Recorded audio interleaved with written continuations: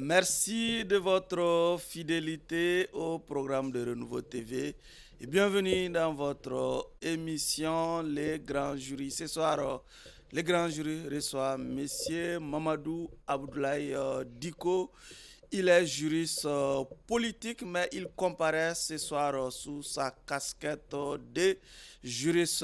Monsieur Diko, merci de cette deuxième comparution devant les grands jurys. Merci beaucoup, Monsieur Sidibé, de votre fraternelle invitation. Pour vous interroger, Abdraman Keïta, il est directeur de publication du journal Le Témoin. Bonsoir Keïta. Elhadj Chana Takiou, il est directeur de publication du journal Le 22 septembre. Bonsoir Elhadj. Bonsoir Barou. Tous les pèlerins sont maintenant de retour, n'est-ce pas? Je ne crois pas, il y a d'autres qui... Il en reste.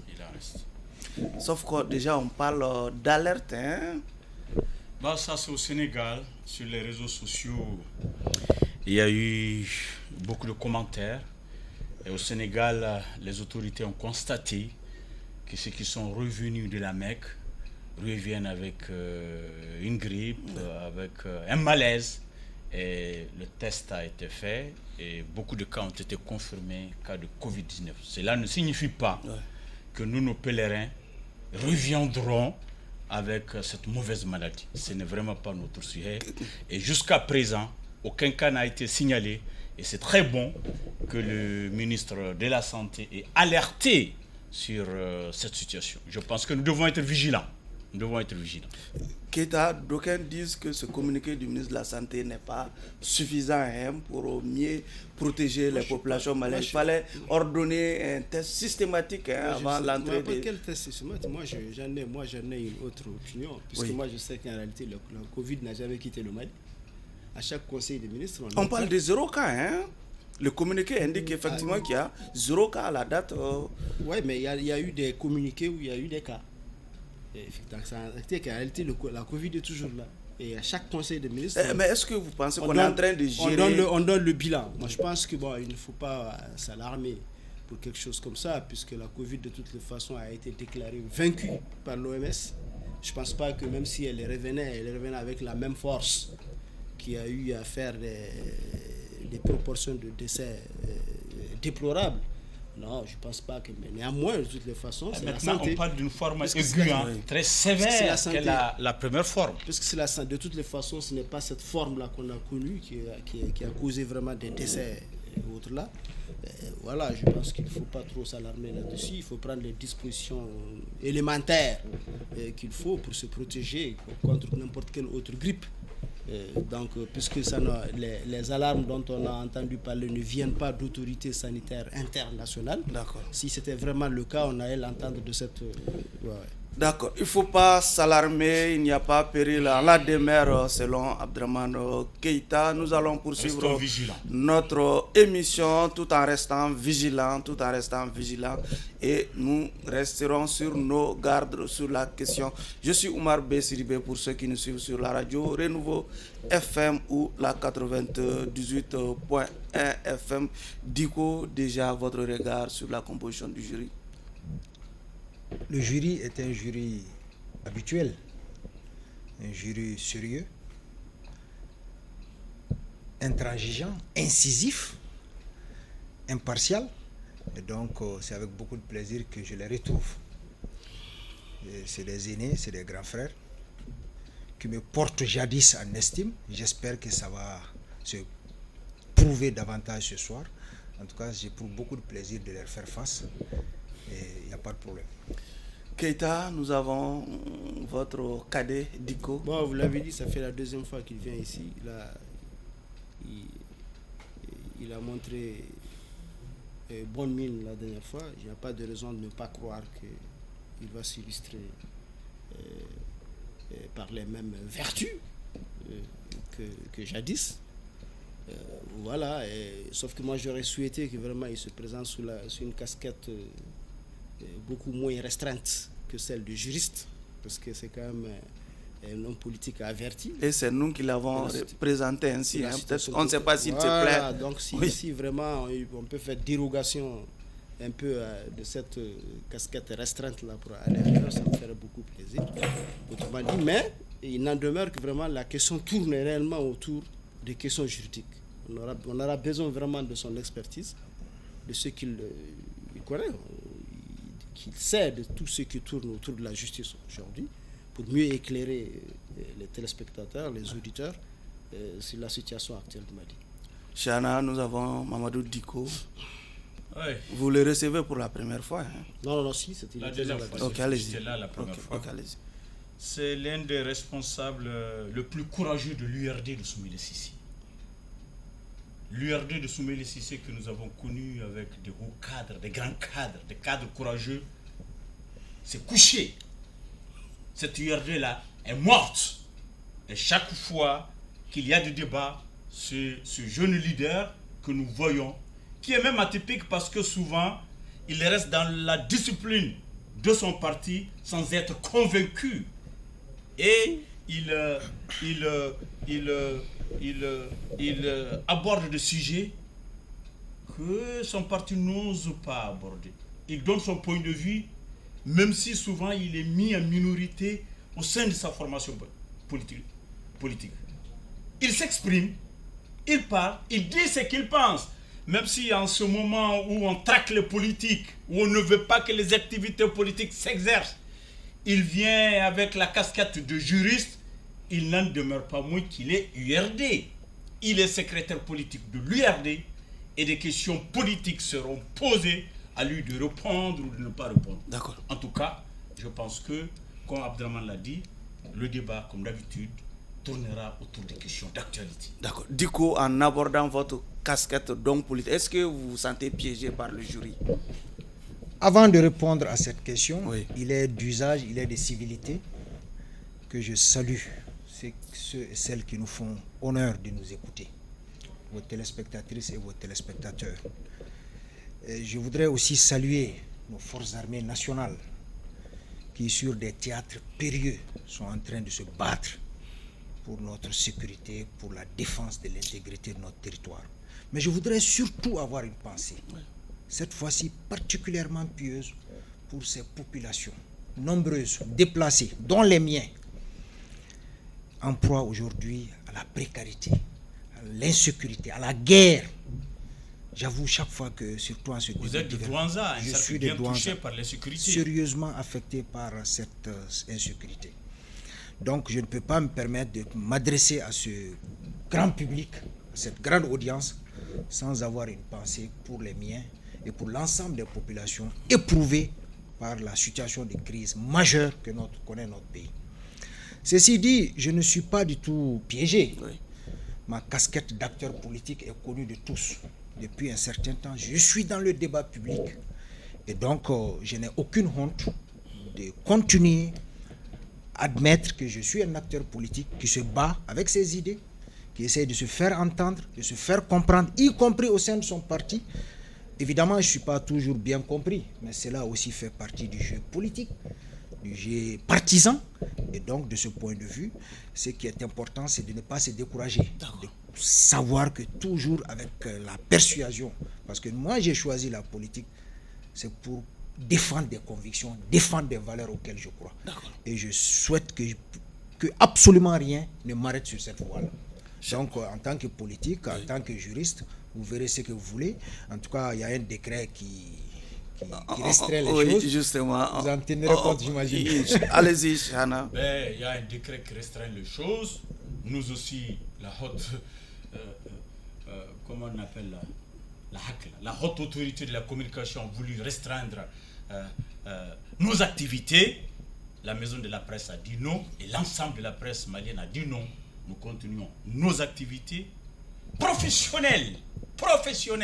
Nous parlons avec les politiques, nous rendons compte de ce qui se passe dans le milieu politique. C'est pourquoi récemment, l'ensemble de la presse a parlé de l'arrestation des leaders politiques. Une dizaine de leaders politiques qui se sont réunis chez un de tes parents, Moustapha Diko, même si vous ne faites pas la même famille politique, vous êtes tous de Douanza, vous êtes des parents. Une réunion tenue chez lui. Au cours de cette réunion, les leaders ont été arrêtés, déférés transférer, certains disent même déporter. Quelle est votre lecture de cette situation? Vous savez, je crois l'avoir dit ici un jour, que je ne souhaite pas commenter les procédures judiciaires pendantes devant la justice.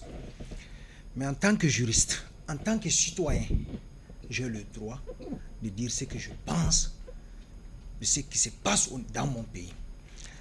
Je regrette simplement que, encore une fois, dans ce dossier précis dont vous parlez, le mandat de dépôt a prévalu au détriment de la liberté, au détriment d'un principe connu de tous qui est sacro-saint, qui fait de la liberté la règle et de la détention l'exception.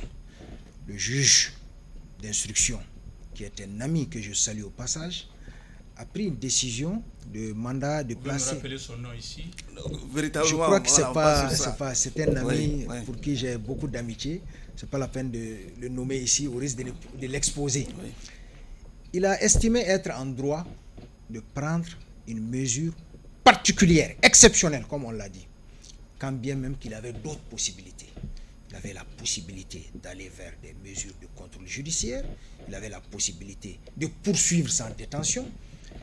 Il a choisi ce qu'il a choisi, c'est de sa responsabilité, c'est de sa prérogative. Je ne vais pas aller en profondeur de cela. Ce que je regrette, c'est qu'encore une fois, le mandat de dépôt a prévalu au détriment de la liberté. Je souhaite enfin que cette procédure aille jusqu'au bout, dans le respect des règles de procédure, dans le respect du principe sacro-saint de la présomption d'innocence, pour qu'in fine la justice soit. Parce que je suis particulièrement attristé par ce dossier, parce que vous l'avez rappelé, j'ai un oncle qui fait partie des prévenus. Je ne comprends pas quand vous dites que vous souhaitez que la procédure aille jusqu'au bout. Les chefs d'inculpation sont très lourds, atteinte à la sûreté de l'État, ils risquent beaucoup d'années de prison. Donc, est-ce qu'il n'y a pas une solution politique pour que la procédure n'aille pas au bout? Une sorte de médiation, négociation, pour apaiser le climat politique. Vous savez, vous avez posé cette problématique sur d'autres forums que nous partageons. J'avoue que c'est une idée. Mais moi, aujourd'hui, mon problème, dans ce pays, est-ce qu'il en reste encore de médiateurs qui a l'audience, qui a la crédibilité, qui a la confiance nécessaire pour rentrer dans les procédures judiciaires et essayer de les ramener à des situations amiables? Une procédure d'information judiciaire est ouverte. Ça ne veut pas dire qu'il y a culpabilité. Ça ne veut pas dire qu'il y a peine. Nous sommes à l'entame de la procédure. Demain, si le juge l'estime, il peut prendre une ordonnance qui mettra les gens en liberté, qui donnera une autre orientation au dossier. Encore une fois, laissons les choses avancer. Souhaitons que la justice soit en toutes circonstances. C'est ce qui est important. Allez-y, Keita. Mais c'est que moi, je voulais d'abord une clarification avant de continuer. D'habitude, dans les dossiers, nous entendons parler de procureur. Cette fois-ci, on parle de doyen des juges. Qu'est-ce qui fait que le procureur s'est effacé et qu'on ne parle qu'il y a un doyen des juges? Vous savez, vous pouvez nous expliquer en tant que juriste? En toute humilité, je suis juriste, mais je ne suis pas praticien quotidien des procédures. J'ai cru comprendre qu'en saisissant le juge d'instruction, comme il l'a rappelé, quand on parle de juge d'instruction, c'est qu'il y a une information judiciaire, il y a des enquêtes approfondies à mener. Et je ne sais pas s'il y a eu question de doyen des juges d'instruction. Mon ami qui est juge, qui a pris la décision de mandat de dépôt, c'est un jeune comme moi. Je ne sais pas en quoi il est le doyen. Le doyen ne veut pas dire qu'il est vieux. Ça veut non, dire qu'il est doyen de là-bas. Ouais, je comprends. Ouais. Je suis étonné qu'il soit le doyen. C'est une nomination. Ah bon, oui. Je vous ai dit qu'en toute humilité, c'est des notions que je ne maîtrise pas à 100%. Bon, d'accord. Mais ce qui est en train de se dérouler est un déroulé normal des procédures judiciaires. Un juge d'instruction est saisi pour information judiciaire. Ça veut dire quoi? Ça veut dire qu'un juge est saisi pour enquêter sur l'affaire. C'est qui est clair. D'accord. Donc, moi, Chana a parlé d'atteinte à la sûreté d'État. Moi, ce n'est pas ce que j'ai vu. J'ai vu plutôt atteinte aux autorités et on ajoute légitime. Si on vous demande, vous, en tant que juriste, en quoi ces autorités-là, auxquelles on a atteint, sont-elles légitimes? Bon, Vous savez, elles sont légitimes parce qu'elles exercent aujourd'hui une autorité acceptée. Je dois rappeler que le chef de l'État a prêté serment devant l'instance judiciaire habilitée à recevoir son serment, qui est la Cour suprême. De facto, ceci lui consacre une certaine légalité, une certaine légitimité. Légalité, d'accord. Une certaine la légitimité appartient au peuple. Oui. Et non pas aux institutions qui... Je n'ai pas connaissance... Les conférés, connaît les voies, les moyens par lesquels la légitimité est conférée, on les connaît ici au Mali. Vous savez... Qu'il s'agisse de l'ancienne constitution ou bien de la constitution actuelle, c'est toujours par des voies, par des suffrages, par le choix du peuple. Est-ce qu'on peut aujourd'hui défendre, il est défendable par quelques acrobaties juridiques que ce soit, que c'est les autorités dont on prétend avoir atteint à la légitimité sont légitimes. Vous savez, c'est un débat que vous ouvrez là. Je suis sûr que la soirée ne suffira pas pour l'élucider. Encore une fois, les autorités en place, bien qu'issues d'un putsch militaire, ont été légitimées, ont été légalisées par les instances. Il n'y a pas de différence entre la légitimité et la légalité. La légalité, vous, en tant que juriste, puisqu'on vous a présenté ici la légalité, il n'y a pas de frontière. Elle fonde la légitimité. Dès lors que la légalité elle est consacrée. Ou bien c'est l'inverse. C'est pas la légitimité qui fonde la légalité. Pour l'occurrence, c'est la légalité qui a fondé la légitimité. Et mieux, je n'ai pas entendu aujourd'hui une seule partie du peuple, en tout cas depuis que le président Assimi a prêté serment, une seule partie du peuple remettre en cause sa légitimité, son autorité. Il exerce la plénitude des prérogatives des chefs d'État. Monsieur Diko, on n'a pas recours au peuple pour remettre en cause, on a recours au peuple pour choisir. Oui. Or, le peuple en la matière aussi n'a pas choisi. Je rappelle que dans ce pays, dans un passé récent, une partie du peuple, une majeure partie du peuple s'est levée pour remettre en cause. Ça c'est de façon spontanée. Un président issu cette fois-ci du suffrage universel. Bon, je peux continuer je peux terminer sur cette question. On le sait, dans le même chef d'inculpation, on parle d'atteinte aux autorités par opposition au décret qui suspend les activités des partis politiques.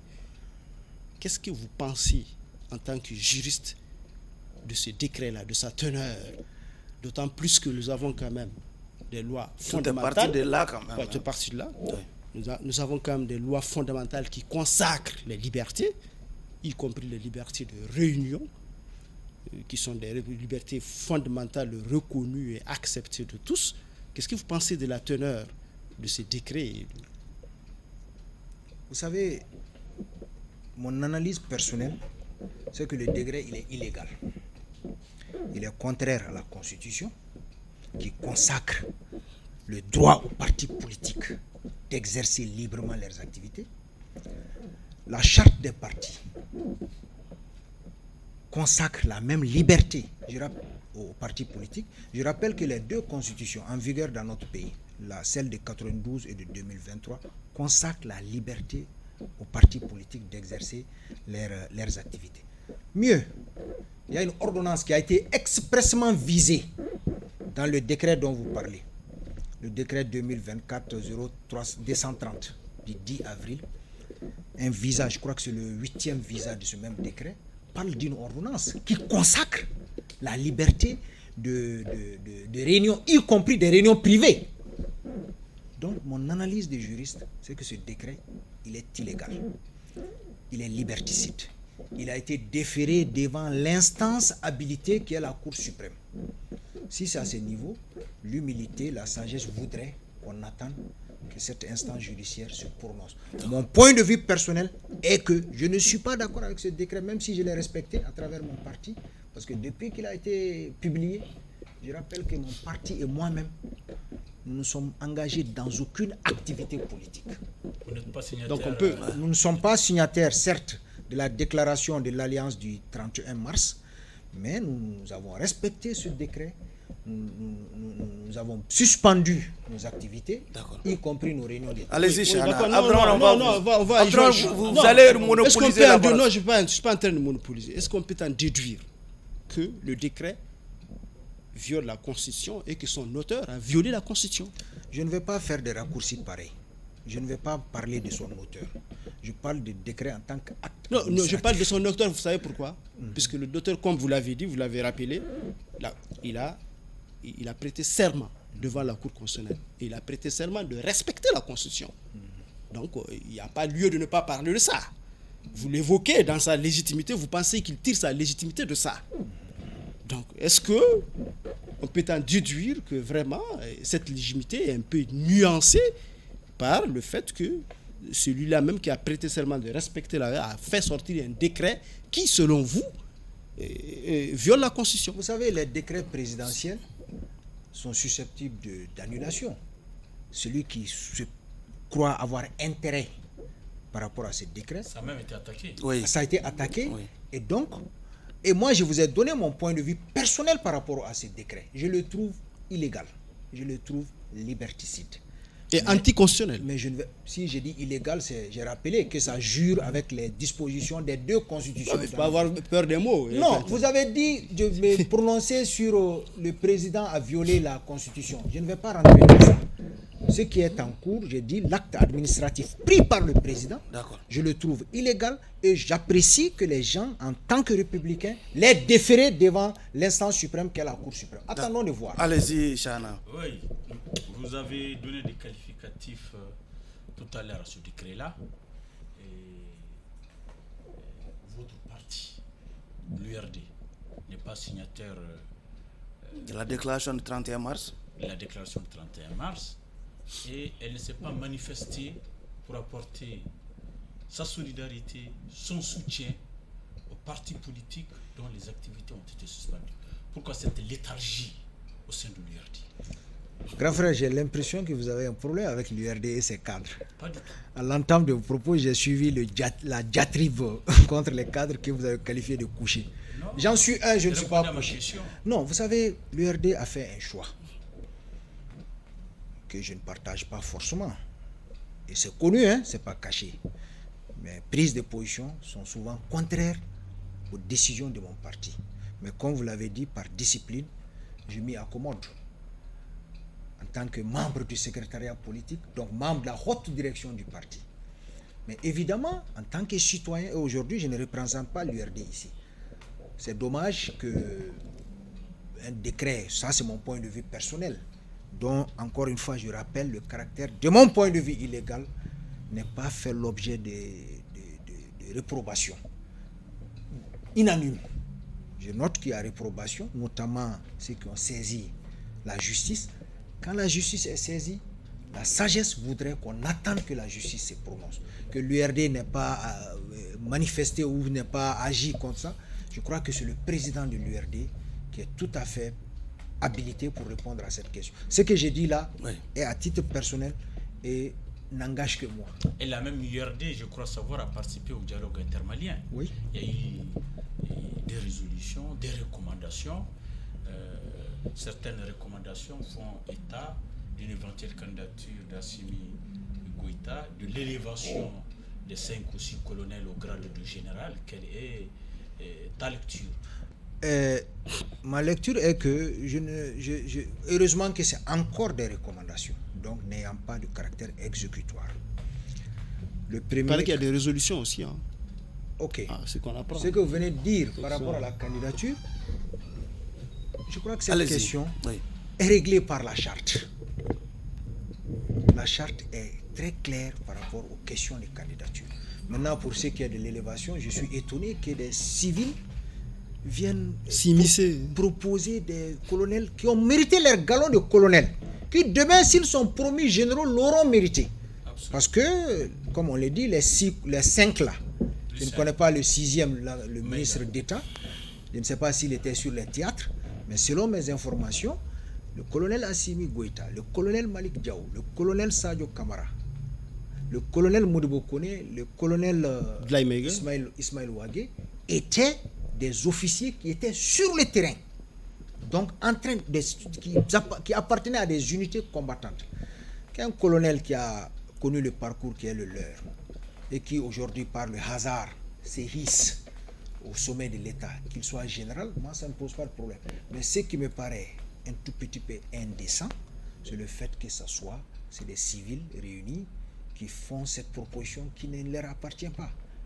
L'armée est une structure suffisamment hiérarchisée, suffisamment respectueuse des règles pour savoir qui doit être proposé à être général ou pas. D'accord. Du coup, revenant aux responsables politiques arrêtés, certains font le parallèle entre cette réunion et l'activité que le Premier ministre a eue avec ses partisans à son domicile. Ils ont évidemment parlé de politique. À cette réunion, je crois que le Premier ministre a pris fait et cause pour son président par intérim arrêté. Est-ce qu'on peut faire un parallèle entre ces deux activités? Je note, et ça m'engage, qu'il y a 2 poids 2 mesures. Le Premier ministre, il a rencontré le M5, sa tendance M5. Oui. Et les propos des acteurs politiques, les propos tenus lors de cette rencontre sont éminemment politiques. Je l'ai entendu. Et ça tient lieu d'activité politique. Parler du mémorandum. Je l'ai vu parler du mémorandum, dont il revendique mordicus, la paternité et même le contenu. Il n'a pas été inquiété. Et même la véracité. Il n'a pas été inquiété. Oui. D'autres, en application de l'ordonnance 36 PCG portant liberté de réunion, qui dit clairement que les réunions privées ne sont soumises à aucune restriction, sous la seule réserve de l'observation des lois et règlements pour la tranquillité, sur la tranquillité et la normalité publique. Eux étaient en réunion dans un domicile privé, ont été appréhendés. Encore une fois, l'affaire est devant la justice. En tenons-nous à mes propos préliminaires, que la justice soit. Donc vous parlez de 2 poids 2 mesures par rapport à la réunion publique, même si ça s'est passé dans un domicile privé. Les propos sont sortis, médiatisés à outrance. Nous avons vu le Premier ministre s'intéresser à des questions éminemment politiques. Abdraman les a qualifiés d'activités politiques. Je ne vais pas aller jusqu'à ce niveau, mais je note quand même que lui aussi a tenu une réunion politique où il a parlé, il a même un peu tensé la justice, le pouvoir actuel, auquel il appartient d'ailleurs, quand il dit qu'il défie quiconque de dire que ce qui est dans le mémorandum, un seul point est faux là-dedans, alors que quelqu'un signateur de ce mémorandum est sous mandat de dépôt. Ça veut dire quelque part il y a une espèce de défiance vis-à-vis de quelqu'un quelque part. D'accord, allez-y. Moi, je vais aller un peu plus loin que les 5 partis politiques, si vous permettez, allez-y. le président, puisque je constate que si on prend les partis politiques, leur objectif premier, c'est de conquérir le pouvoir. Ils sont restreints dans cette activité-là, dans cette démarche de conquête du pouvoir par un décret, alors que un autre acteur de la scène politique, tel que le président de la transition, qui est un candidat putatif à la future présidentielle, un candidat en devenir, si vous voulez, à la prochaine présidentielle, et mène ses activités comme il le faut. Il va dans des grandes rencontres à l'intérieur du pays, on rassemble des gens pour le soutenir. Et tout cela sont quand même des activités politiques. Est-ce que c'est là, ces 2 poids, 2 mesures dont vous parlez aussi, ne pas extensibles? Vous faites allusion à quoi concrètement? Je fais allusion à la visite. Pas seulement à la visite. Il y a eu la visite, il y a eu des poses de première pierre où on a vu les mêmes rassemblements, les mêmes liesses populaires accompagner ça. Pour quelqu'un qui est candidat, et d'autres aussi qui pourraient être candidats n'ont pas le droit de faire la même chose. C'est quand même que ces 2 poids, 2 mesures. Est-ce que ce n'est pas trop dire de dire que le Assimi Goïta est candidat? Est-ce que ce n'est pas qu'un candidat en devenir? Parce qu'on l'a dit, les assises ont dit que merci pour la précision. De susciter sa candidature. Oui. Et il a promis lui-même. L'éventuel candidat. Il a promis d'appliquer les recommandations des assises dans cette partie-là, qui consiste, effectivement, c'est très clair. Ouais. Donc, vous voyez, est-ce que ce n'est pas extensible à ça? Est-ce qu'il ne faut pas revoir aussi ces histoires pour quelqu'un qui est aussi un acteur, un acteur politique plein du jeu politique. Allez-y, Digo. Oui, je crois que le président Assimi, en se déplaçant, il se déplace en tant que chef de l'État. Les infrastructures dont vous avez parlé, dont il a fait l'inauguration, il l'a fait qualité chef de l'État du Mali. Il était à Sigasso l'autre jour, il y était en qualité de chef de l'État. Évidemment, de par la fonction qu'il incarne, qu'il occupe, il est un acteur, il est un homme politique. Parce que la fonction qu'il occupe, qu'il incarne, est une fonction éminemment politique. Mais que le président aille pour des inaugurations, pour rencontrer les populations, je n'ai pas envie de faire un lien. Ça ne déstabilise pas. Entre les activités qui sont suspendues sont censées déstabiliser le pays. Même ça n'a pas été dit. Ça n'a pas été dit qu'ils sont censés déstabiliser. Que je me rappelle Pour éviter de polariser le débat autour du dialogue, hein, je crois que c'était la justification. J'ai écouté le ministre d'État, porte-parole du gouvernement. Oui. Voilà, après le décret, il dit qu'on avait besoin d'une certaine communion, une certaine accalmie pour aller vers ce rendez-vous important qui était le dialogue. Voilà. Le dialogue est derrière nous, mais... Maintenant, le dialogue est derrière nous. Je suis encore étonné qu'on n'ait pas, cette restriction. Est-ce qu'il n'appartient pas aux politiques comme vous de donner de la voix pour... Des politiques ont donné la voix. La preuve, ils ont même saisi les instances judiciaires. Donc, les gens donnent la voix. Mais les gens ne partent pas au même rythme et avec le même courage, la même poigne, évidemment, parce que chacun est dans ses petits... Mais est-ce que vous regrettez cet état de fait? Par exemple, même après l'arrestation de ces 10 personnalités, les politiques sont aux abonnés absents quand même. On voit peu de réactions des partis politiques, y compris les partis des personnes arrêtées. Les activités sont suspendues. Oui, mais des communiqués, je veux dire. Non, je crois qu'ils en ont fait. Moi, j'ai lu des communiqués de l'Alliance du 31. C'est le seul qu'on a vu. Bon, il est représentatif de beaucoup de partis. N'attendez pas que les partis qui ne se reconnaissent pas dans cette alliance, dont le mien, aillent dans cette direction. Ça peut se comprendre, même si, en toutes circonstances, les principes, les valeurs doivent être défendus. Est-ce que le dialogue, on le sait, ce n'était pas pour faire des... à l'origine, ce n'était pas pour consacrer la candidature de Hachimi ni de prolongation, mais pour la réconciliation. Vous pensez que ce que nous sommes en train de vivre comme restriction des libertés, des restrictions d'ailleurs sélectives, telles que vous l'avez vous-même reconnu ici, contribuent réellement à réconcilier les Maliens? Non, je crois que les restrictions n'ont jamais été des éléments fédérateurs, des éléments unificateurs. Je plaide, je milite de toutes mes forces pour que ces décrets, encore une fois que je considère liberticide, soit levé pour que... Et j'ajoute sélectif, parce que dans son application, vous l'avez dit qu'il y a 2 poids 2 mesures. Non, je parle de Choguel.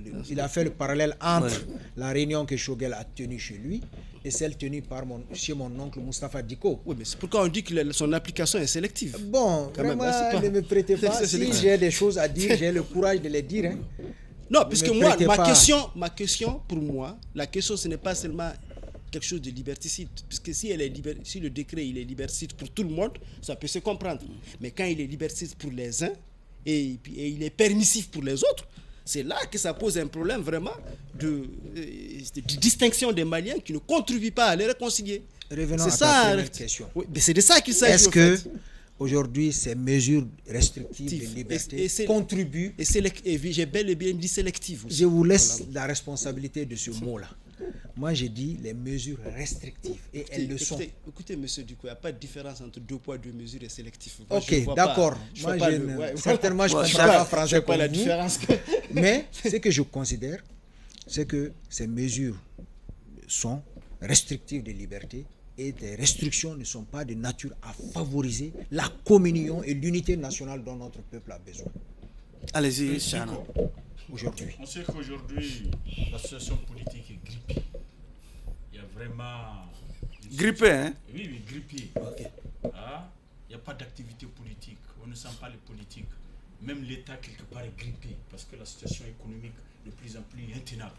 Est-ce que vous avez une recette pour l'apaisement du climat politique, pour qu'on revienne aux fondamentaux, pour pouvoir terminer dans la paix, la tranquillité, la transition et espérer un véritable départ.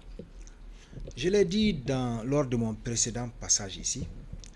J'ai dit le pays doit très rapidement retrouver sa normalité constitutionnelle. Beaucoup d'échéances ont été prises qui n'ont pas été tenues. C'est dommage. Aujourd'hui, plus nous nous enfonçons, plus la transition s'enlise en termes de durée, plus ça fait mal au pays. Parce que notre pays est dans un régime d'exception. Le régime d'exception, par nature, est un régime dont on a un peu peur, dont les investisseurs ont un peu peur. Ils peuvent être amenés à être découragés, à venir au Mali, investir au Mali, donc créer de la richesse et de l'emploi au Mali, en raison de la nature institutionnelle de notre régime. C'est pourquoi je plaide, je milite pour que le pays retrouve le plus rapidement possible sa normalité constitutionnelle, afin qu'il soit plus ouvert, plus attractif, plus respecté. Il l'est aujourd'hui, de par certaines décisions prises. Ça passe par quoi, cette normalité? C'est par des élections transparentes. Avant les élections, nous avons une situation d'urgence, une situation difficile. Un climat politique, encore une fois de plus, grippé. Il faut dépasser ce climat-là pour prétendre même aller aux élections aujourd'hui. Justement, ce que vous dites là est une étape qui aboutira à ce que j'ai dit. Aujourd'hui, on ne peut pas parler d'élections si les partis politiques qui sont censés être les acteurs principaux d'élections n'ont pas cette liberté de mouvement, comme ils en sont privés aujourd'hui par le décret dont on parlait. C'est pourquoi j'ai dit, ça c'est la finalité. Quand on va, lever les mesures trouver un bon chronogramme pour aller aux élections. Quand on va, les mesures ne seront pas levées comme ça, de façon verticale. C'est-à-dire oui, quand on va enlever, on ne lève pas. Il faut un combat ou une négociation ou un rapport de force pour parvenir à ce résultat-là. Qu'est-ce que vous privilégiez? Il est incontestable que la classe politique est devenue, au lieu d'être une classe politique de combat, elle est pratiquement devenue une classe politique de constat. De résignation, il faut dire. De constat. Nous constatons qu'il y a un décret qui est pris, qui nous suspend, on observe. Et cela s'explique par cette espèce de peur qui s'est emparée, pas seulement des acteurs politiques, on aime bien les stigmatiser, mais par presque tous les citoyens. Ce qu'Abdraman a toujours appelé l'épée de Damoclès. Il y en a qui parlent de chape de plomb, je ne sais pas. En tout cas, les gens ont un peu peur. Cette peur est légitime. Elle est légitime au regard des choses que nous observons. Mais encore une fois, notre peuple doit sortir de cette peur. Diko, à Sikasso, on a entendu le président Goïta faire plusieurs annonces, parmi lesquelles la digitalisation de l'administration malienne. Est-ce que vous pensez que cette annonce est réalisable? Oui, j'ai échangé avec un ami, un aîné très proche, qui m'a dit effectivement la digitalisation est possible. Je lui ai dit, avec ce défaut d'électricité, comment est-ce possible? Il dit, on va le faire là où il y a le minimum d'électricité et que c'était un processus. Oui, c'est une très bonne chose si on parvenait à aller à la digitalisation de notre administration. Mais je crois... Qu'est-ce que cela veut dire? Expliquez. Qu'est-ce que c'est la digitalisation de l'administration? C'est l'informatisation de l'administration, si tu veux. Faire en sorte que les services publics, les services publics rendus par l'administration soient informatisés. Ça a commencé depuis. Je parle sous réserve, je ne suis pas... Ça a commencé depuis. Oui, il faut l'amplifier. Peut-être pas forcément, Chana. Certaines transactions sont physiques. Il faut l'amplifier. Oui. Si ça existe, c'est comme il a dit, c'est un processus. Oui. On a commencé depuis. Oui, qu'on l'amplifie. Même la connexion, l'interconnexion des services, c'est une sorte de digitalisation. Oui. Mais si le président l'a dit, c'est qu'il y a d'autres étapes qui attendent. Espérons que ça aille le mieux, parce que c'est une initiative qui va... Nous avons les moyens et les compétences pour aller vers cette digitalisation. Je crois que nous avons les ressources humaines. Il l'a dit dans le cadre de la lutte contre la corruption. Oui. Pour lui, cette digitalisation permettrait de réduire le risque de corruption. Non, je pense que si les choses sont informatisées, c'est un gage de transparence, d'efficacité, d'efficience. Dans un monde sauf que qui ne savent même pas lire en grande majorité, les analphabètes aussi ont souvent besoin des services publics. Sauf que même au plus haut sommet de l'État, on a tenté l'approche, par exemple, pendant les conseils des ministres, il avait été dit que les conseils des ministres seront digitalisés, mais malheureusement, le résultat est là, on est retourné à la case départ. Vous savez, vous m'avez posé la question de savoir, est-ce que c'est une très bonne chose? Non. Est-ce que c'est possible? C'est réalisable. C'est réalisable. C'était la question. C'est réalisable sous un certain nombre de conditions que j'ai énumérées, notamment la disponibilité de l'électricité. Parce que j'ai échangé avec quelqu'un qui est vraiment spécialiste de la question, qui a un projet important dans ce domaine. Nous allons certainement l'inviter. Quelqu'un qui a un projet dans ce domaine ne va pas dire que ce n'est pas réalisable. Je dis pas que l'électricité seulement. Il peut avoir une expertise aussi. Il a de l'expertise, il est informaticien. On va l'appeler ici. Si vous voulez, je pourrais créer une passerelle entre vous. Il sera convoqué par les grands jurys. Allez-y. Je sais qu'il est un grand auditeur, un grand téléspectateur du grand jury. Allez-y. Je sais qu'il est en train de nous suivre quelque part. Je lui dis bonsoir, mais il m'a fait comprendre que la digitalisation c'est une très bonne chose et que le processus a déjà commencé comme il l'a dit. Il faut l'amplifier pour rendre plus efficace, plus intéressant le service public. Chana, allez-y. Oui, c'est-à-dire que pas de digitalisation. Vous savez que dans les régions du Nord, à Tombouctou, Douanza aussi est une région, j'espère, ou bien? Absolument. Tombouctou, Douanza, Gao, Kidal, Gao, tout ça là, les services de l'assiette de l'État n'existent pas, c'est-à-dire que physiquement, le trésor, le budget. Donc tout ce qu'on fait en termes de digitalisation, en termes d'interconnexion, ne se fait pas dans le nord du Mali. Tout se fait ici, à Bamako, à la direction générale du budget. C'est un problème pour les usagers de ces régions-là, qui peinent à obtenir les services dont ils ont besoin, dont ils ont droit. Il leur faut venir jusqu'à Bamako pour ça. Même pour payer la TVA, souvent ça pose problème parce que les impôts, tout ça là, il y a des difficultés par rapport à ça. Dans ce contexte-là, peut-on véritablement aller vers une digitalisation si on ne met pas les autres régions au même niveau que Bamako, Sikasso et les autres? Je suis d'accord avec vous que c'est un défi majeur et la situation de crise qui explique le fait que les services d'assiette ont déserté les localités que vous venez de citer. L'ensemble de l'administration d'ailleurs. L'ensemble de l'administration presque. C'est parce qu'à un moment donné, Boubé a voulu qu'il retourne. Il a même créé les conditions pour ne pas partir. C'est ça le problème. Qui ont créé ça? Les financiers, les gens concernés, ils créent les conditions. Ils ne veulent pas, quand il n'y a pas la sécurité, l'interconnexion, tout ça. Eux-mêmes, ils créent les conditions parce qu'ils ne veulent pas retourner. Ils ne veulent pas partir.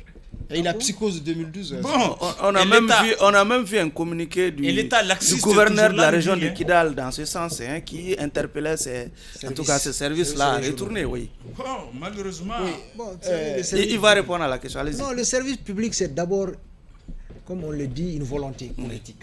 Une volonté politique. D'abord. Je suis d'accord.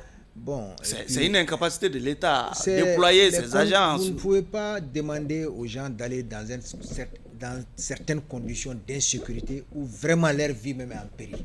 Moi, je peux comprendre les ceux qui sont là, le gouverneur qui est là-bas, le préfet qui est là-bas. Le gouverneur n'a pas... Leurs vies ne sont pas en danger. Si. Et le simple agent des impôts, le directeur des impôts ou le directeur du trésor qui refuse de partir, c'est eux qui ont la vie en danger. Alors que le gouverneur est là-bas, le préfet est là-bas. Oui, je souhaite que... Certainement, ils sont plus sécurisés que ces agents. Merci. La sécurité d'un gouverneur... Le juge est là-bas. Je souhaite que tout le monde aille, parce que c'est aussi le Mali là-bas. D'accord, allez-y Keïta. Ouais. Bon, je reviens un peu à ce avec quoi vous avez commencé. Vous avez commencé avec Douanza.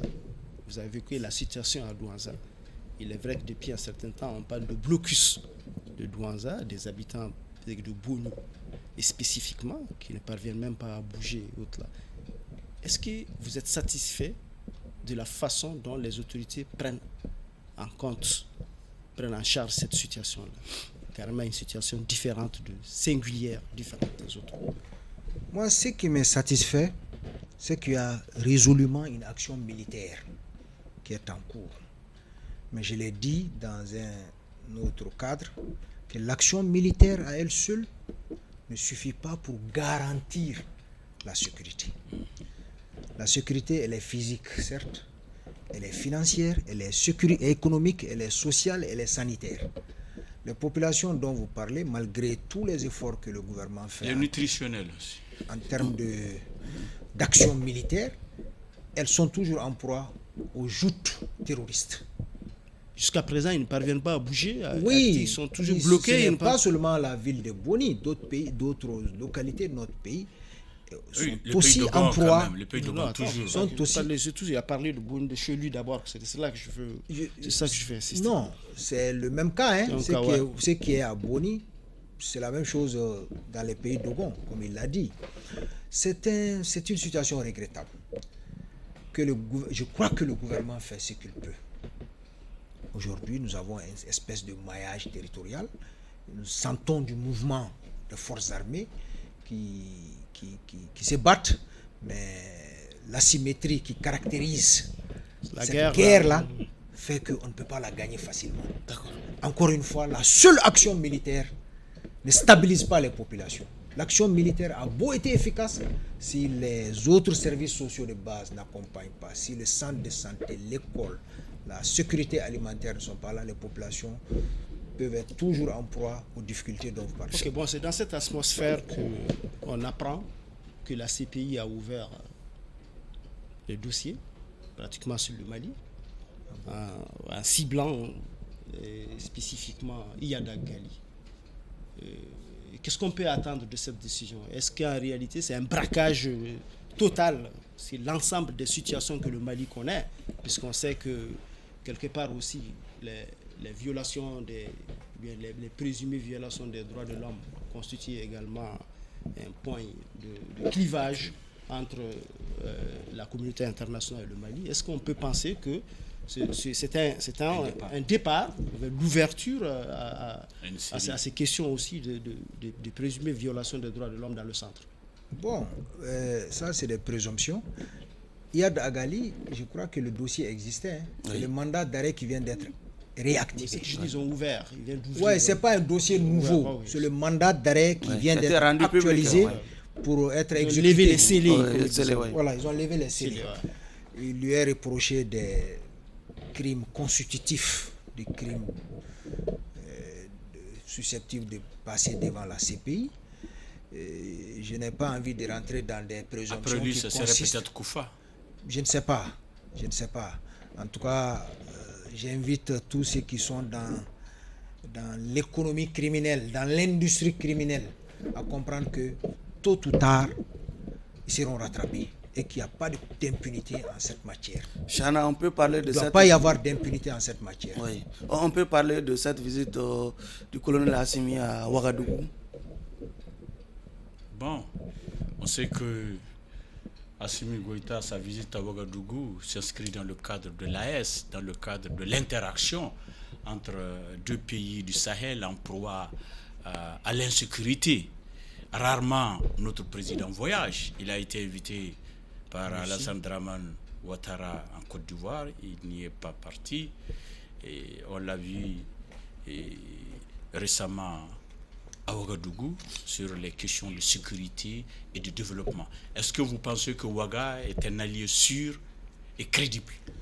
Bon, Ouaga est un allié important en raison de la géographie. Je crois que les deux pays sont en proie au même défi sécuritaire. Et les deux pays ont en commun aussi un régime de même nature. Ils ont décidé de mutualiser. Un régime de même nature, qu'est-ce que ça veut dire? Autrement dit, des régimes. Pushistes, quoi. Des régimes pas issus d'élections. Des régimes. Pourquoi tu as peur de d'exception? Je l'avais dit ici que je vais parler des régimes d'exception. Pourquoi vous voulez que je dise ce que vous voulez? Sauf qu'il a ses propres mots aussi. Hein? Justement, il m'impose des mots. Lui, il parle des candidatures, comment il l'a dit là? Sélectible. Non. Il a parlé d'une candidature là. Non, je parle de sélectivité. Non, tu as parlé de putatif.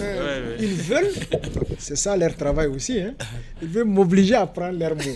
Moi, je considère que le régime militaire du Burkina est un allié du régime malien parce que nous avons des défis transnationaux dont le terrorisme. j'ai entendu notre président dire, je l'ai entendu avec beaucoup de plaisir, que le Mali a désormais la possibilité de poursuivre les terroristes jusqu'en territoire burkinabé et vice-versa. Ça, c'est une bonne chose. Parce que le caractère transnational du droit de défi... poursuite. C'était depuis le G5 que ça existait. Bon, j'ai entendu... Le G5 Sahel, ça existait, effectivement. Bon, d'accord, j'ai entendu le président... Ça peut exister, mais il peut y avoir des difficultés. J'ai entendu, moi j'ai eu l'impression, vous m'apprenez d'ailleurs, j'ai eu l'impression que c'est la première fois que ce droit-là est accordé. Non, depuis le temps du G5 c'est une très bonne chose. Les deux pays doivent continuer à mutualiser leurs efforts parce que la menace, elle est transnationale. D'accord. Si la menace est transnationale, les solutions doivent être transnationales. Non, mais pour la dernière question de l'émission, j'apprends tout justement que les deux pays veulent aller beaucoup plus loin dans le cadre de l'AES. On parle même de confédération et de rupture définitive peut-être très, très prochainement, de rupture imminente avec la CEDEAO. Et on voudrait savoir ce que vous pensez de ça. Mais surtout, vous avez parlé de normalité, de retour à la normalité. On est supposé retourner normalement à la normalité depuis le vote de la nouvelle loi fondamentale, la nouvelle constitution. Au lieu de quoi, ça fait près d'une année que la loi a été votée. On se trouve dans une forme de cohabitation entre trois lois fondamentales. D'accord. Qu'est-ce que vous pensez de cette cohabitation entre ces lois-là et quelles peuvent en être les implications? C'est la dernière question de l'émission, allez-y. Très honnêtement, je fais partie de ceux qui ont voté et fait voter pour la nouvelle constitution du 23. Parce que pour moi, avec l'adoption de cette nouvelle constitution, un cycle vertueux allait s'ouvrir, qui allait progressivement nous conduire vers les élections. C'était ma conviction personnelle. Je n'étais pas d'accord avec tout ce qui était dans la Constitution, même s'il y a des innovations que j'ai aimées, mais mon vote, mon adhésion à cette Constitution s'expliquait par le fait que j'avais espoir que l'adoption de cette Constitution allait ouvrir la séquence vertueuse électorale qui allait conduire notre pays vers la normalité constitutionnelle. Malheureusement, depuis 1 an, bientôt, cette Constitution est promulguée. Il n'y a pas de perspective claire à l'horizon par rapport aux élections. Et moi, je continuerai à... Et surtout, ça cohabite avec 2 autres textes. Oui, ouais, mais vous voyez qu'est-ce que ça fait, ces chevauchements-là? Oui, ça a été en tant que clarifié. juriste, puisque on dit que, bon, chaque fois que les dispositions de l'ancienne Constitution jurent avec la nouvelle, c'est les dispositions de la nouvelle qui s'appliquent. Je crois qu'ils ont prévu des choses à ce niveau qui nous permettent... les mesures transitoires. Parce que nous sommes quand même dans une espèce de situation hybride. Je suis d'accord avec vous. Moi-même, souvent, j'ai des problèmes de lecture. Charte, Constitution de 92, Constitution de 2023. Honnêtement, tout ça là, si on sortait de la transition par des élections propres, transparentes, tout ça allait se régler de lui-même. Et c'est ce que je souhaite de tout cœur. Nous allons sortir de ce débat, puisque nous sommes au terme des débats pour le compte de cette audience. Nous allons nous retirer pour procéder à la délibération. Nous transpirons aussi dans ce studio. Il faut le dire. Nous sommes tous des victimes de l'EDM-SA. Allez-y, Keita, nous sommes dans les secrets de la délibération. Keita, le bris transpirant. Oui, sauf qu'il s'est su. J'avais compris au départ et puis ça va un peu. Je ne sais pas le même corps. Les projecteurs aussi sont là, ceux qui font transpirer. Bon, je pense que vraiment, notre invité, comme la dernière fois, s'est caractérisé cette fois aussi. Et malgré toutes les prudences qui sont quand même justifiables par la situation que nous vivons, mais c'est clair, il faut le dire, puisque pour parler, il faut avoir l'opportunité de parler. Et il y en a aujourd'hui qui n'ont plus l'opportunité de parler puisqu'ils sont dans une situation que vous connaissez. Il faut être libre pour parler. Donc je comprends qu'il est vraiment œuvré à préserver cette petite opportunité-là, cette petite fenêtre qu'il est ouverte de parler. Mais cela ne l'a pas empêché vraiment de faire valoir sa liberté de penser. Parce que c'est ce que j'ai beaucoup plus apprécié chez lui. Hier comme aujourd'hui, il s'est caractérisé par cette liberté de penser. Liberté de penser par rapport à toutes les questions que nous avons, ou bien la quasi-totalité des questions que nous avons évoquées ici avec lui, et avec parfois aussi une dose de technicité par rapport à sa casquette de juriste. Et je pense que vraiment notre invité aujourd'hui n'a pas d'humilité. Et cette liberté de penser ne s'est pas seulement exprimée ici, Je pense que c'est une liberté de penser qui a prévalu également dans son camp politique et qu'il a transposé ici. Il vient de le prouver ici devant nous qu'il reste le même. Et beaucoup de questions qui ont été évoquées avec lui sont des questions sur lesquelles on le sent, il n'est pas d'accord avec sa famille politique. Et il l'affiche certainement là-bas et partout, même ici, devant le public. Et c'est vraiment un truc, par ces temps qui courent, une vertu appréciable. Et beaucoup de gens nous refusent, comme j'ai l'habitude de le dire, même de se présenter ici pour répondre aux questions. S'il a en plus ce courage-là de venir s'exprimer et d'éclairer l'opinion par rapport à ces questions-là vraiment qui tarautent, qui sont très importantes pour le devenir de la nation. Monsieur Diko, comme je l'ai dit, Monsieur le Président n'a pas démérité et mérite plutôt d'être acquitté. Chana, qu'est-ce que vous sortez de votre chapeau pour Diko? Merci, Monsieur le Président. Je hâte de quitter le studio en raison de la forte chaleur. Néanmoins, il faut dire quelque chose. Je disais à l'introduction qu'il est l'un des plus courageux des héritiers de Soumaïla Cissé. Il est l'un des plus courageux. Il l'a démontré. Il l'a démontré. Et ensuite, il nous a démontré qu'il défend des valeurs, qu'il a des principes. Il ne défend pas les hommes. Il défend Assimi quand il est en phase avec les valeurs. Il se démarque de lui quand il estime que des textes de loi ont été torturés. C'est ça un homme. Il a des principes. Il a des valeurs. Il est courageux. Qui dit mieux? Acquittez-le, Monsieur le Président. Il a des principes, il a des valeurs. Ce sont les qualificatifs choisis par le jury de ce soir.